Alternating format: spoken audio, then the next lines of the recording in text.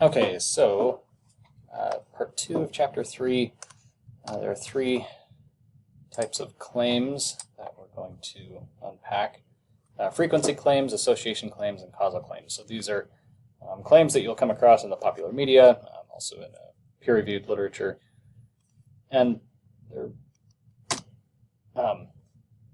they're all useful in their own right.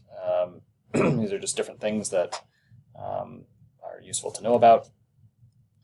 Frequency claim, that's just a particular level or degree of a single variable. So you're only talking about one variable, like the percentage of Americans who smoke, percentage of students who aren't able to identify fake news.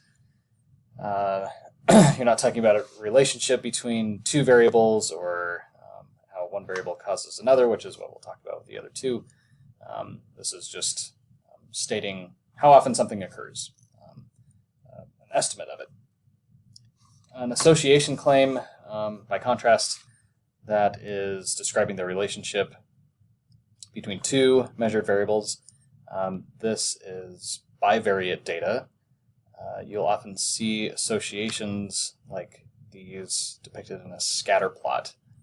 Okay, so, and correlation is an analysis method that we'll talk about later that's used to interrogate this type of relationship. Okay, so one level of variable is likely to be associated with a particular level of another variable. So like height and weight, there's an association between height and weight.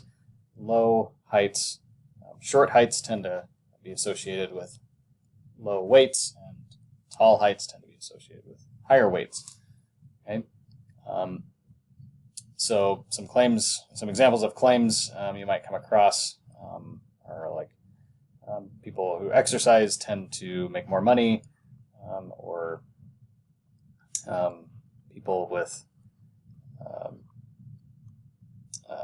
people who drink coffee more often tend to have lower levels of depression, for example. Okay. So here's some scatter plots. I believe this is all just fake data, just to kind of illustrate.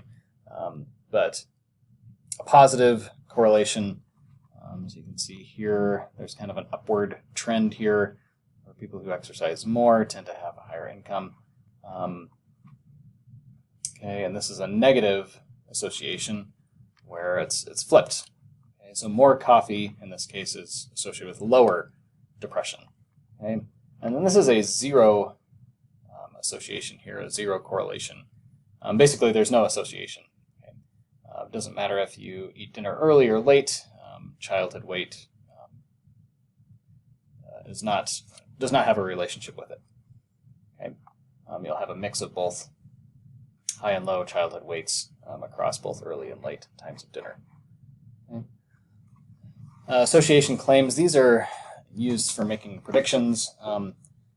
There are different analyses that are used just to examine an association versus making a prediction with it, which we might get into later. Positive and negative associations, don't think of this as like something that's desirable versus undesirable. Both are useful in making predictions. Zero association is not going to help it at all in making a prediction.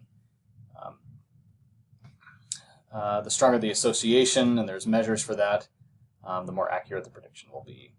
Okay. Causal claims. This is the claim that some manipulated variable causes some other measured variable. This is usually, you have to do experiments to conclude this, typically. There are some cases in which you can pretty well establish a causal claim without doing an experiment.